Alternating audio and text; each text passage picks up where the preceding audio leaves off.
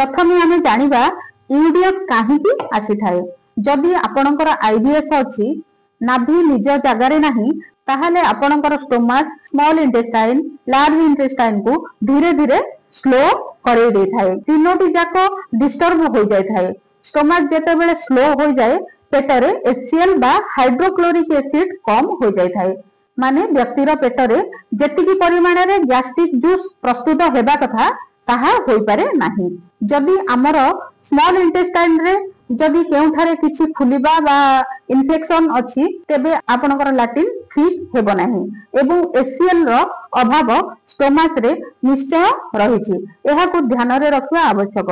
HCL बा hydrochloric acid body रे कम रहिले खाद्य हजम होई न थाए। स्टूल रे जहा खाइथिबे सेटा बाहरी आसी थाए। जेते बेले एही सब प्रॉब्लम आसी थाए सेते बेले हमर ओजन कम हेबारे लागि थाए। ओजन कम हेबा द्वारा व्यक्तिर टेंशन बढ़ी जाए।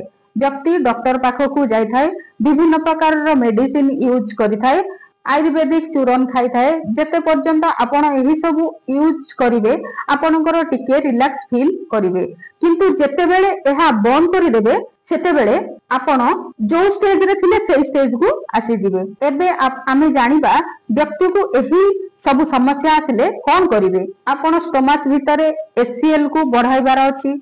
आपणकर स्मॉल इंटेस्टाइन लार्ज इंटेस्टाइन रे इन्फेक्शन बा इन्फ्लेमेशन थिले ताकू ठीक करिबा निहाती आवश्यक।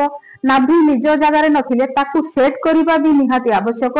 एही सब हेउछि परमानेंट सॉल्यूशन। यूडीएफ आसीबा द्वारा धीरे धीरे शरीर रे विटामिन डेफिशिएंसी होइथाए। विटामिन बी12 विटामिन बी3 नियासिन फोलिक एसिड एभली डेफिशिएंसी हमकु बॉडी रे देखिबा को मिली थाए। जेते बेले हमें थेरापी देई थाउ सेते बेले स्टोमक पॉइंट को प्रेस करि थाउ।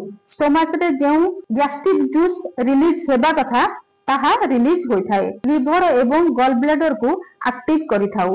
लिवर रे जेउ केमिकल थाए से केमिकल प्रस्तुत होई थाए जहा भोजन को पचाइबारे बा बॉडी को एक्टिव रखिबारे सहायता करि थाए। न्यूरोथेरापी रे आमे गॉल ब्लैडर को एक्टिव करि थाउ कारण बाइल जूस जहा एंटीसेप्टिक रो कार्य करि थाए।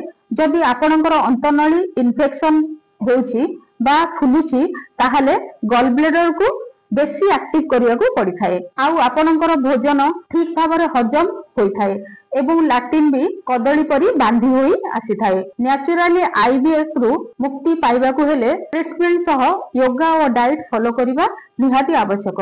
एथिरे न्यूरोथेरापी ट्रीटमेंट रो मुख्य भूमिका रहिछि। केवल योगा बा डाइट द्वारा आपण संपूर्ण रोग मुक्त होई परिबे नाही। न्यूरोथेरापी ट्रीटमेंट द्वारा एचसीएल रिलीज करिथाए। इन्फेक्शन इन्फ्लेमेशन को मध्य ठीक करिथाए। नाभि को सेट करिथाए जहा द्वारा आपणकर सिस्टम धीरे धीरे नॉर्मल पोजीशन को आसी थाए। ट्रीटमेंट पाई स्क्रीन रे थिबा नंबर रे जोगाजोग करंतु। धन्यवाद।